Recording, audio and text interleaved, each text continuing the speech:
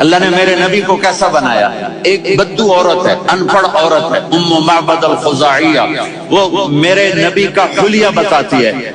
وہ کہتی ہے اپنے خامد کو کہ ابو معبد، ایک شخص آیا تھا، مجھے یوں لگا جیسے 14ویں کا چاند کپڑے پہن کے زمین پہ اتر آیا۔ سبحان اللہ، کیا کیا انتہائی خوبصورت، انتہائی حسین و جمیل، پیٹ نکلو نہیں کہ بدصورت ہو جائے۔ اتنا خوبصورت تھا کہ سر سے پاؤں تک حسن اس کا غلام تھا۔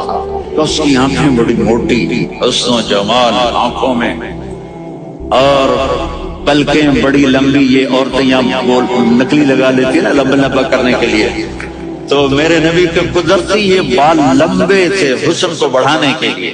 داڑھی بڑی خوبصورت تھی، زبان میں آواز میں جادو تھا، آواز میں کشش تھی، آواز میں ایک ایسا دل کھنچتا تھا۔ گردن لمبی تھی، سر سے پاؤں تک حسن و جمال تھا۔ جب وہ بولتے تھے نور چھا جاتا تھا، جب وہ خاموش ہوتے تھے وقار چھا جاتا تھا۔